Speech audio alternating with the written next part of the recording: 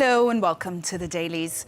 International media continue to track the shifting contours of President Trump's Ukraine peace plan.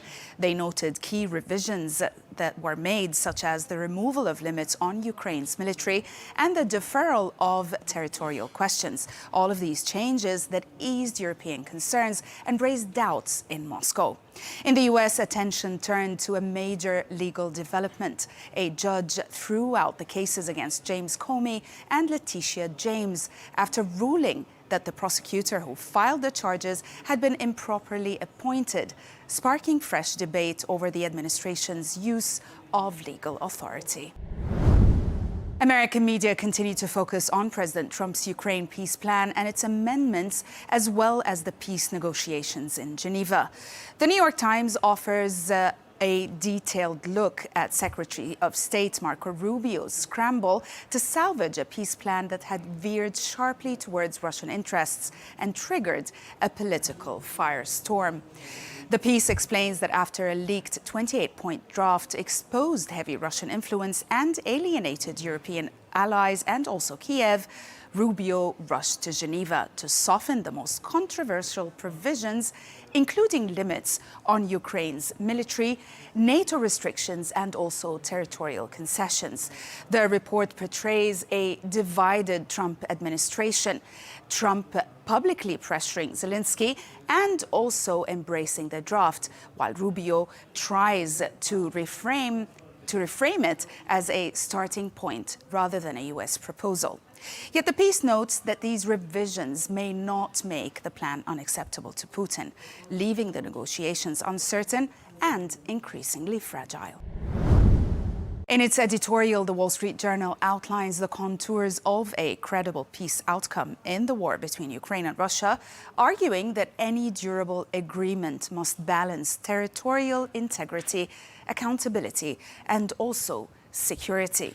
The piece warns against superficial or unbalanced proposals that reward aggression or undermine Ukraine's sovereignty.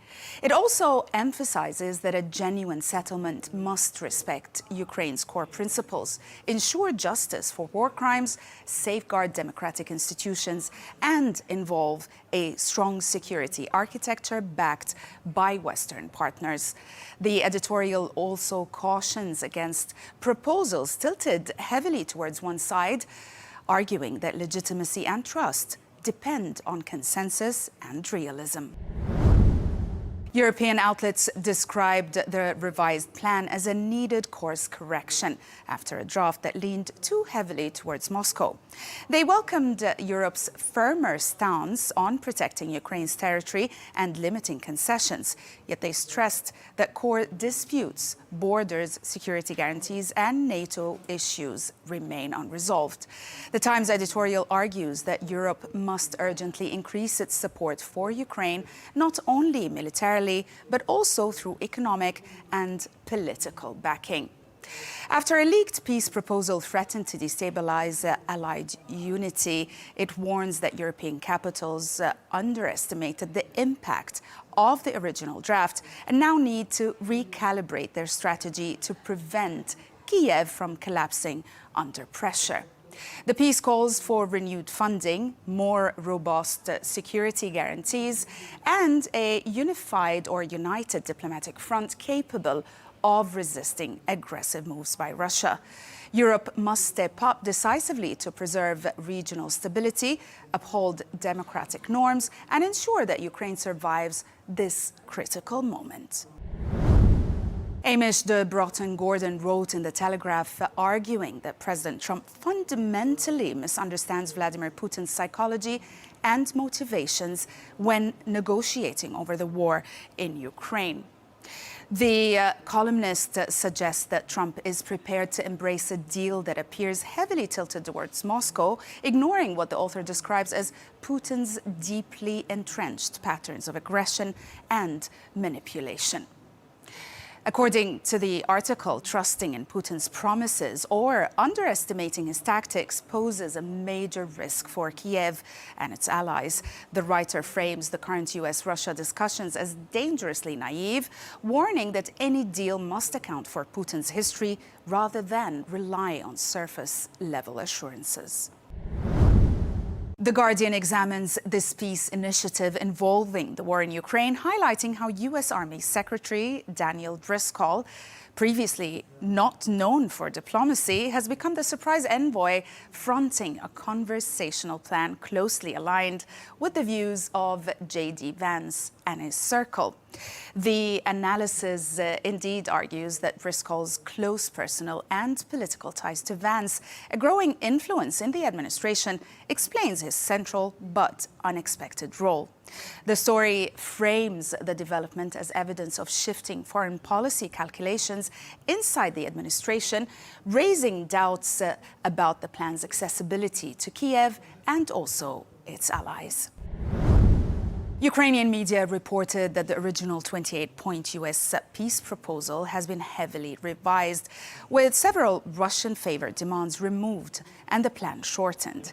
Coverage stressed that Kiev is standing firm on territorial integrity and insists that all sensitive decisions will be made at the presidential level after high-level talks in Geneva.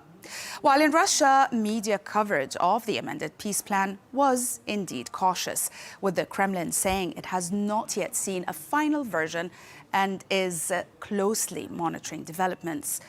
Outlets express limited approval for parts of the original U.S. draft, but dismiss the European counter-proposal as unacceptable or unconstructive.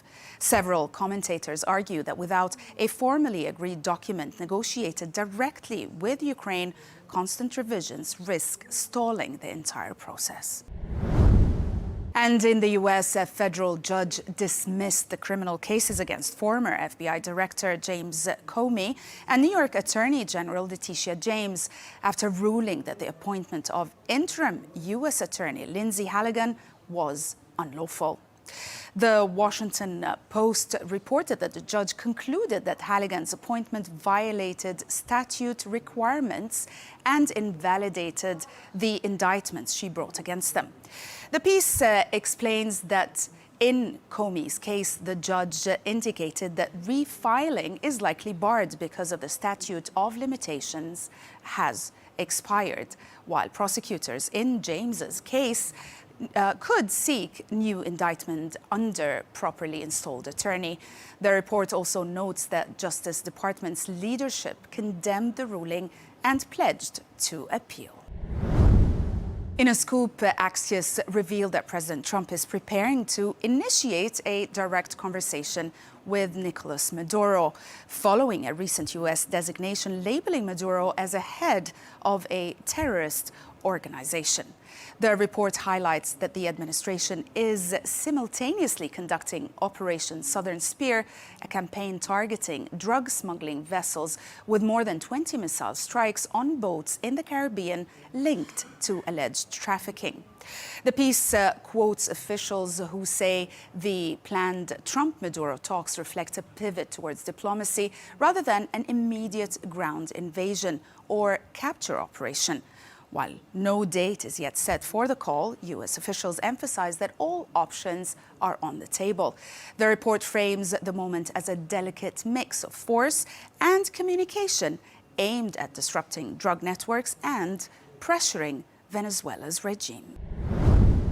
And we'll end with this feature story in Newsweek, which recounts how incoming New York City Mayor-elect Zohran Mamdani described the weirdest thing he saw during a recent visit to the White House for a meeting with President Trump.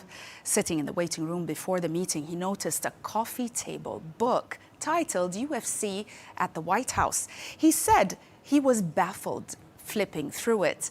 The piece explains that Mamdani found it strange because a glossy coffee table book about UFC fighters visiting the White House felt totally out of place in what is usually a formal, historic, political setting. He expected books about government, history, or policy, not a photo album celebrating mixed martial arts celebrities posing with the president. Mamdani's remarks stood out because they came during an appearance on a talk show where the host asked him to reflect on the most unusual moment of his visit. The report frames this lighthearted detail in the context of Mamdani's political journey, his contentious primary campaign, and a surprising tone shift in his meeting with the president. That's it for today. Thanks for watching the Dailies, only on Al Arabiya English.